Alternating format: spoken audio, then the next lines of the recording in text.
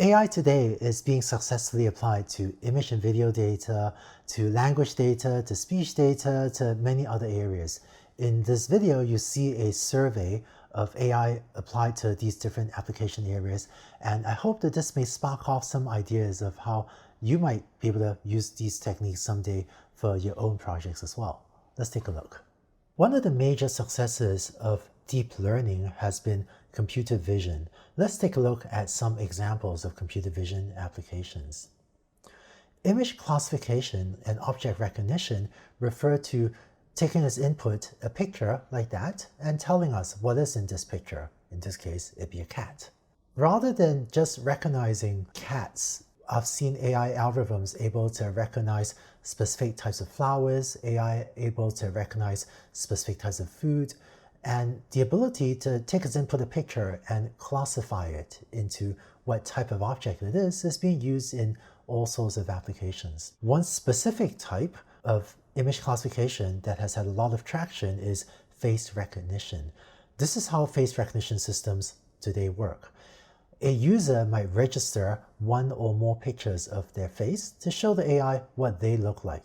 Given a new image, the AI system can then say, is this the same person? Is this you? Or is this a different person? So that it can decide if it should unlock the door or unlock the cell phone, unlock the laptop, or something else based on the identity of the person. Of course, I hope face recognition will only be used in ways that respect individuals' privacy. We'll talk more about AI and society next week as well. A different type of computer vision algorithm is called object detection. So rather than just trying to classify or recognize an object, you're trying to detect if the object appears at all. For example, in building a self-driving car, we've seen how an AI system can take as input a picture like this and not just tell us yes or no, is there a car? Yes or no, is there a pedestrian?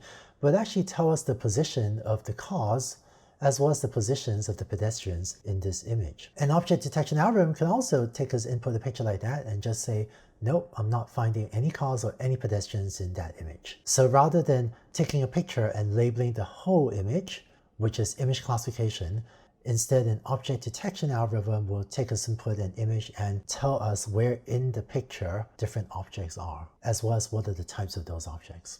Image segmentation takes this one step further. Given an image like this, an image segmentation algorithm may output that, where it tells us not just where the cars and pedestrians, but tells us for every single pixel, is this pixel part of this car or is this pixel part of a pedestrian? So it doesn't just draw rectangles around the objects it detects, instead it draws very precise boundaries around the objects that it finds. So in reading X-rays, for example, it would be an image segmentation algorithm that could look at an X-ray scan or some other image of a human body and carefully segment out where's the liver or where's the heart or where's the bone in this image. Computer vision can also deal with video, and one application of that is tracking. In this example, rather than just detecting the runners in this video, it is also tracking in a video where the runners are moving over time. So those little tails below the red boxes show how the algorithm is tracking different people running across several seconds in a video. So the ability to track people and cars and maybe other moving objects in a video helps a computer figure out where things are going. If you're using a video camera to track wildlife, for example, say birds flying around, a tracking algorithm would also be able to help track individual birds flying across the frames of your video. These are some of the major areas of computer vision, and perhaps some of them will be useful for your projects. AI, and deep learning specifically, is also making a lot of progress in natural language processing. Natural language processing, or NLP, refers to AI understanding natural language, meaning the language that you and I might use to communicate with each other. One example is text classification, where the job of the AI is to input a piece of text, such as an email, and tell us what is the class or what is the category of this email, such as is this spam or non-spam email. There are also websites that would input a product description. For example, you might write, I have a secondhand cell phone for sale, and automatically figure out what is the product category in which to list this product. So that would go under cell phones or electronics. Or if you write, I have a new t-shirt to sell, then it would list it automatically under clothing. One type of text classification that has had a lot of attention is sentiment recognition. For example, a sentiment recognition algorithm can take as input a review like this of a restaurant, the food was good, and automatically try to tell us how many stars this review might get. The food was good is a pretty good review, maybe that's a 4 out of 5 star review.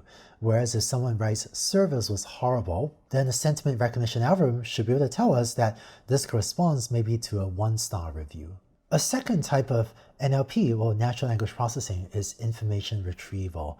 Web search is perhaps the best known example of information retrieval, where you type in a text query and you want the AI to help you find relevant documents. Many corporations will also have internal information retrieval systems where you might have an interface to help you search just within your company's set of documents for something relevant to a query that you might enter.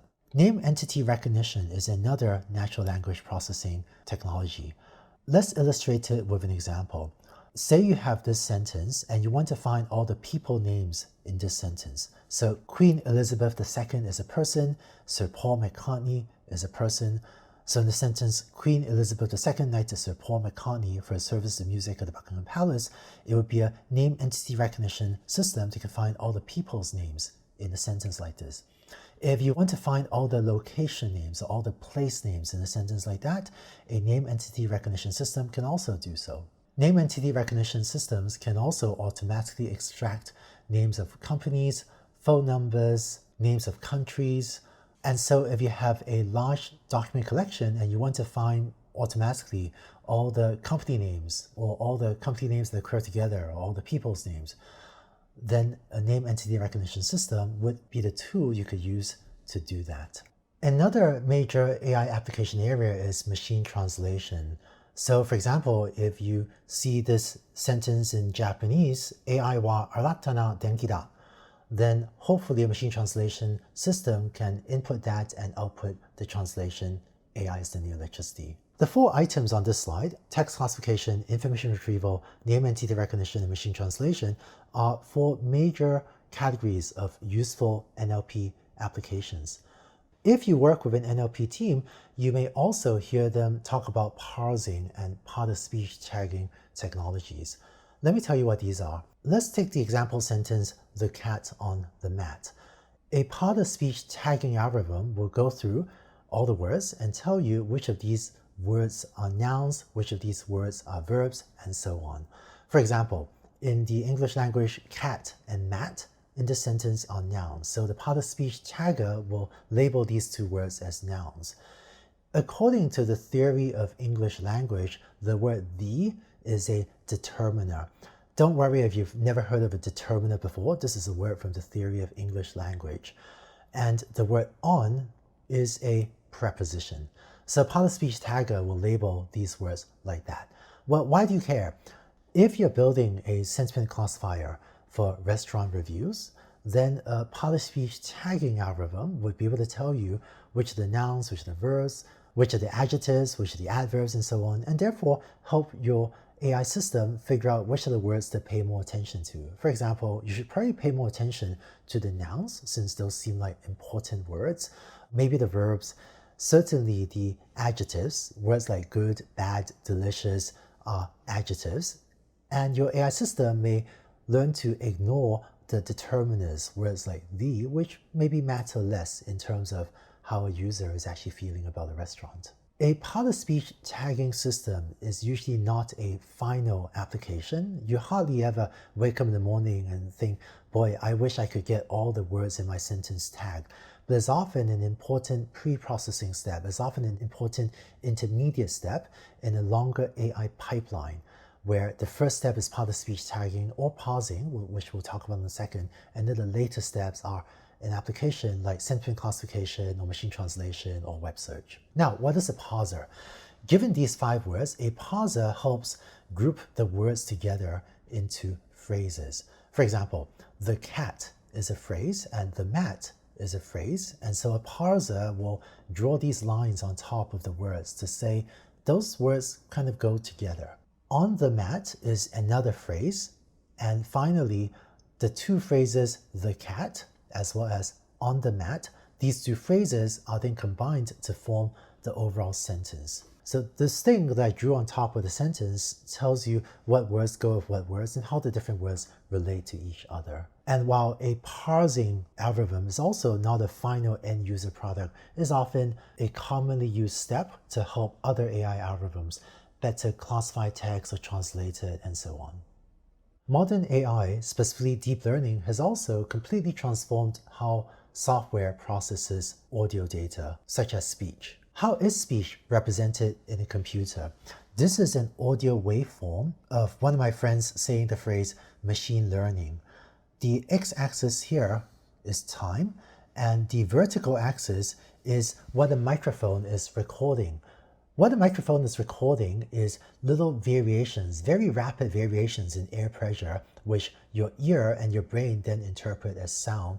And this plot shows, as a function of time, the horizontal axis, how the air pressure is changing very, very rapidly in response to someone saying the word machine learning.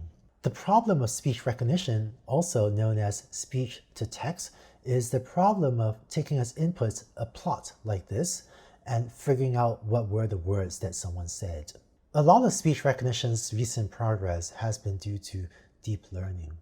One particular type of speech recognition is trigger word detection or wake word detection.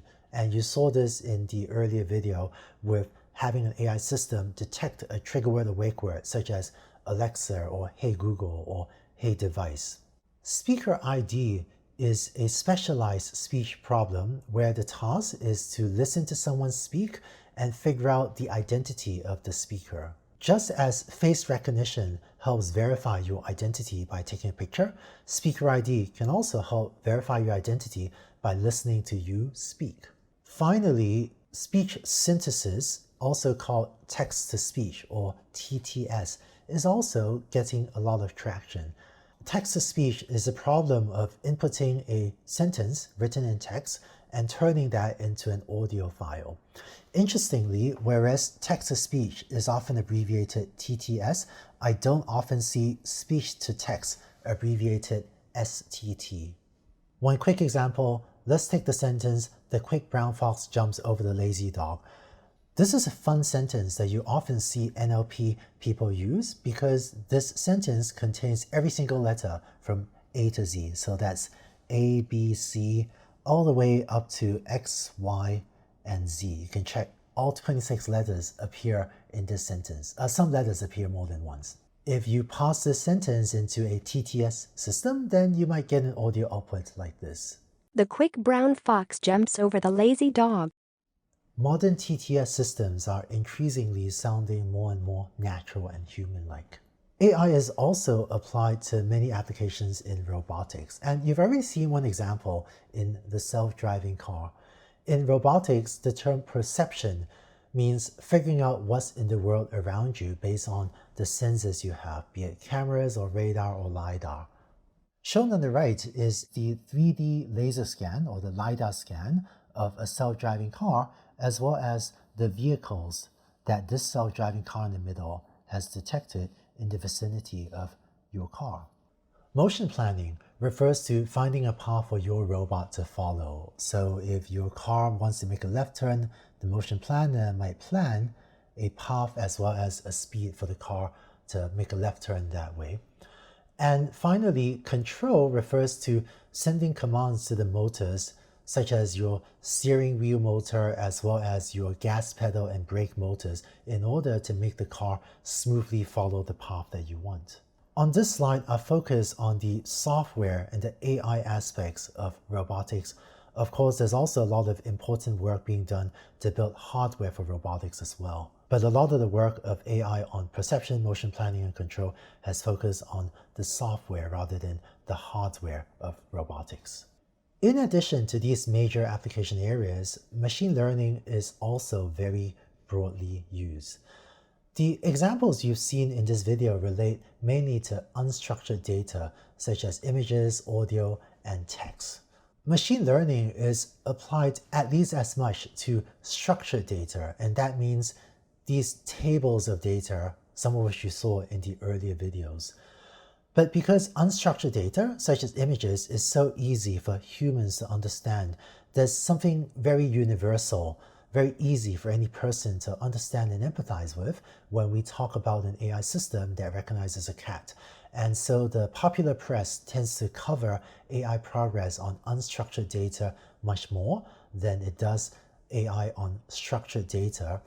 Structured data also tends to be more specific to a single company, and so it's harder for people to write about or understand.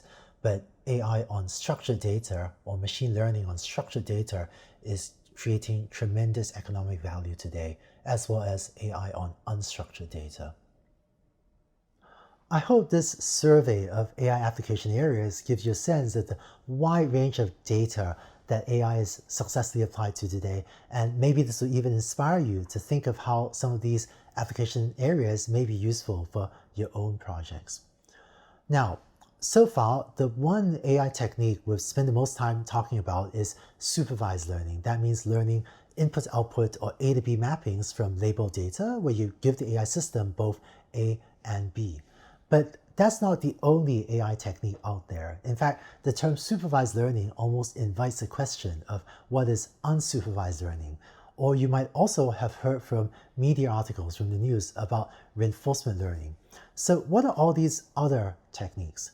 In the next video, the final optional video for this week, we'll do a survey of AI techniques, and I hope that through that, maybe you'll see if some of these other AI techniques and supervised learning could be useful for your projects as well. Let's go on to the final optional video for the week.